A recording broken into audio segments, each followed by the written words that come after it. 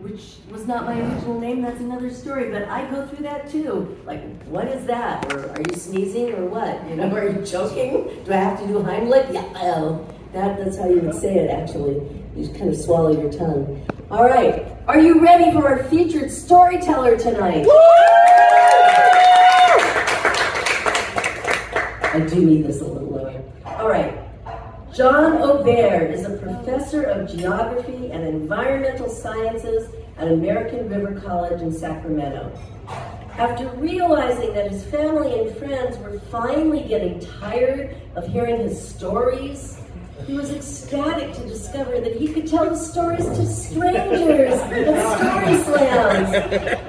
He's taken to the stage at numerous mock story slams and has been a featured storyteller for a number of other story slams, including Capital Storytelling, Story Collider, Armchair Anonymous, 6 Feet Apart Productions, Artists Standing Strong Together, lots of stuff. John is assistant events producer at Capital Storytelling, where he also hosts Do Tell, a monthly open mic for true personal stories. Let's have a big hand for John Aubert. And as a featured storyteller, he gets a little longer. He gets more like 10 minutes, so don't be worried. All right, thank you, Yael. It was a lovely thing you put together here. I hope it keeps on going. And I'm super excited to have a lot of family and friends. This is a real testament to the power of groveling. It's so nice that you could all come. So a story. As I lay back and look at the ceiling, I am dumbfounded by my own impulsive stupidity. I am a dead man. I'm a goner. Any moment now, the angriest nurse in North America is going to come through the door, see what I've done, and she's going to scream so loud my head will explode. Just like the movie Scanners. Look it up. And in the depth of my darkness, I realize there is one person who can save me from this predicament. One person who can save me from myself. And I reach for the rotary phone and I dial. It is 1971 and I am 6 years old.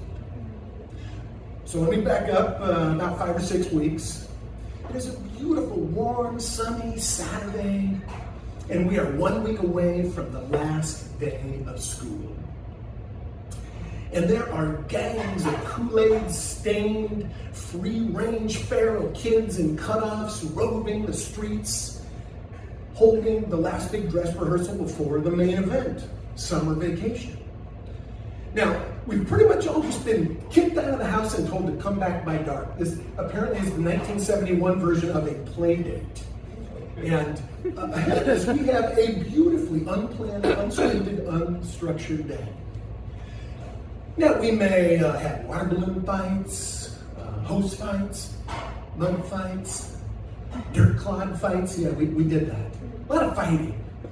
And in keeping with this, really aggressive play, we also rode our bikes, but we didn't just ride our bikes. This is the age of Evel Knievel, the famous daredevil stunt rider. And so we would actually build these elaborate ramps, totally safe and OSHA approved, and we would jump off into oblivion and wipe out epically. And we actually went through this phase where we would purposely booby trap the ramps so that the wipeouts were even more epic. I actually set up a little system once where there was kind of a lever so that when the rider hit the ramp, it would throw a little boulder into the air and come back on the rider. We weren't smart. And when we got tired of that, we'd recruit somebody's little brother, ideally a pre-verbal kid who couldn't argue with us, lay him down so that he would be an obstacle that we would jump over. So, unsurprisingly, there were occasional tears and crying and maybe some blood. And, we took it seriously. We'd take the little injured soldier and aim him in the general direction of his parents, and they would probably just patch him up and send him back into the fray for the beautifully unstructured, unscripted day. Now, what about if we got hungry? Snacks? Nobody had snacks. That would require some forethought. Generally, we would all go from 0 to starving in about 2 seconds, and then we'd identify somebody with a promising pantry, we'd pillage, and then we'd go back out into the fray. And this is how it went.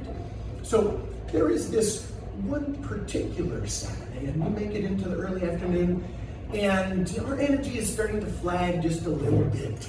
We're sunburned, we're dehydrated, probably have chapped lips. You know, in 2023, this would require a call to Child Protective Services. In 1971, nobody gives a shit. And just as our energy is about to hit rock bottom, we hear it, and everybody turns. And in the distance, we can hear the faint yet unmistakable, glorious musical stylings of the ice cream truck. And at this point, it is 5-alarm code red situation. We gotta find the truck, we gotta find some money. So we send some scouts to go do recon.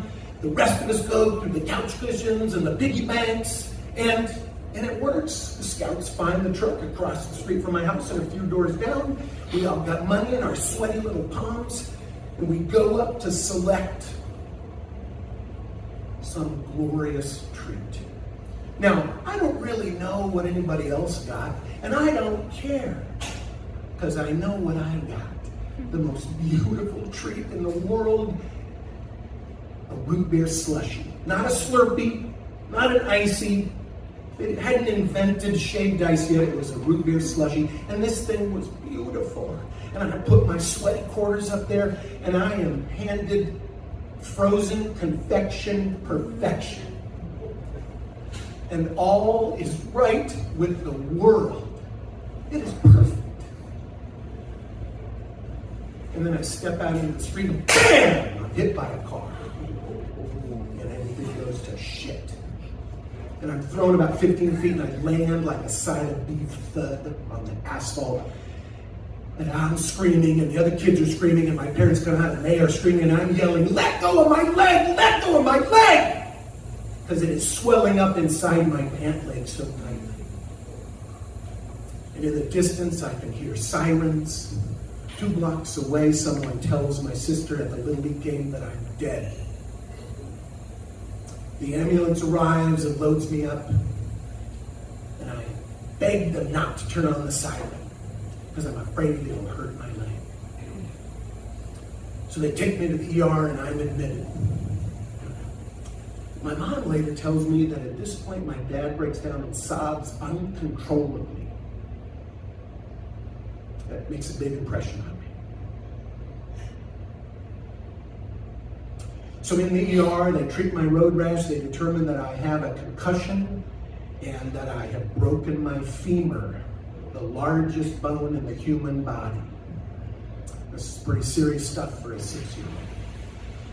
Now, in 1971, how does medical science treat the broken femur of a 6-year-old? Well, there is this medieval torture device called traction. And it's this series of levers and pulleys and weights and counterbalances that is intended to hold the leg and the person attached to the leg still and immobile while they heal for 6 weeks. My summer is over. My summer is dead. This is horrible. And what about the people who have to take care of me?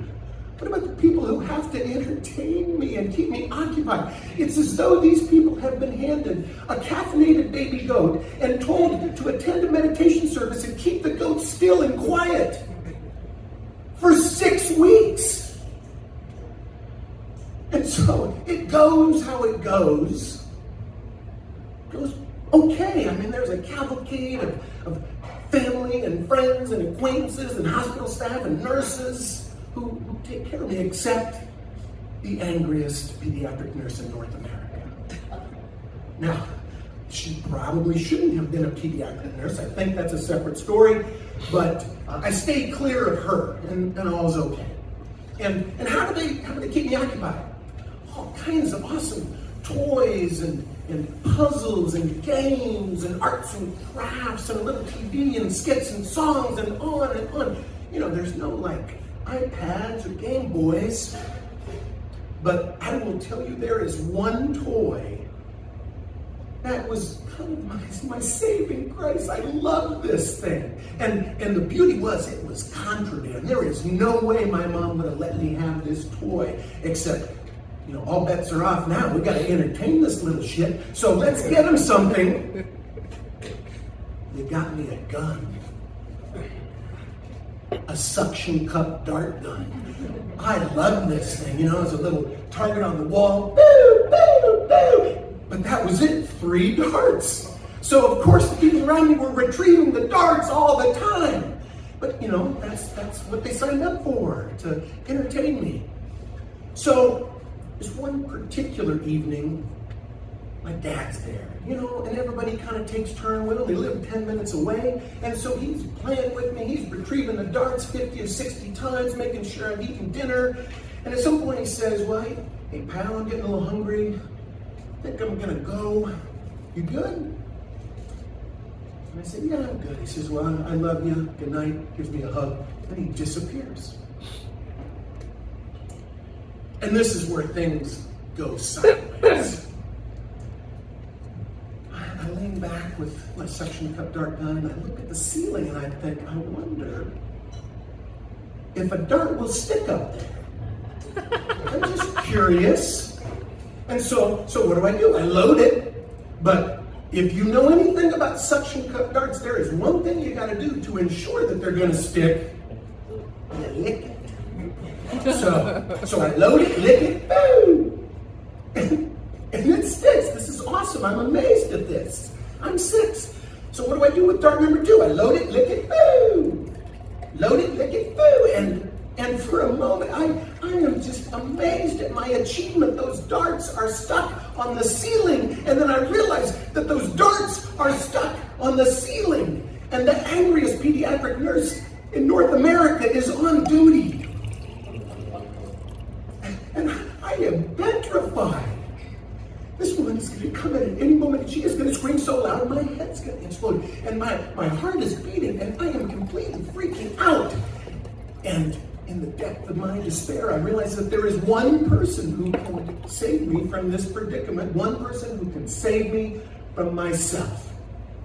And I reach for the rotary phone and I dial Dad, who has just gotten home from visiting me. And I said, Dad, can you come right back down here? I really need your help with something. Yeah, just jump in the car, come right down here. And he says, well, you know, hey, pal, what's up? You know, what's going on? Dad, I really don't have time to explain. I just need you to get in the car. Come on, back down here, please. And he says, well, you know, can maybe the nurse take care of this? Dad, definitely the nurse cannot take care of this. Would you please come down? I really need your help. And he realizes I'm having a crisis of faith. I'm having a moment. So he's like, okay, pal, I'll be down here in just a few minutes.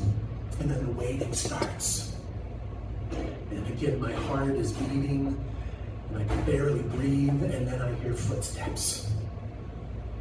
And they get closer, and they get closer, and they go right by. And then it starts all over again, and I don't know how much time passes, and I'm sweating bullets, and then I hear more footsteps, but these footsteps are very deliberate. And they get closer, and closer, and closer, and then I see a shadow appear in the hallway and a figure appear in the doorway. And it's Dad.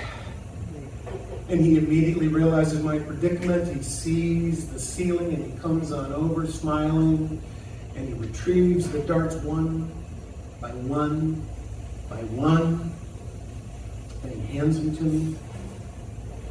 That's a mistake. And it gives me a little pep talk about suction cup darts and angry nurses and life. And he says, you good, pal? And I say, yeah, Dad, I'm good. He says, well, son, I'm pretty hungry. And so I think I'm going to go. If you're okay, you know, you can always call me. And I say, yeah, Dad, I'm okay. So he says, I love you, good night, gives me a little hug, and he disappears down the hallway. And I am 99.9% sure that as he's walking down the hallway, he asks himself, I wonder how long it'll be before those darts are on the ceiling again. Now, certainly, medical science had a lot to do with healing of my body and my leg. But what I can tell you is that I don't know how I would have gotten through it were it not for the parade of people who brought me love and laughter and who showed me patience. And certainly my mom is right at the top of that list, but on this particular night, it's my dad. And I just want to say, thanks, Dad, for having my back. I love you. Thank you.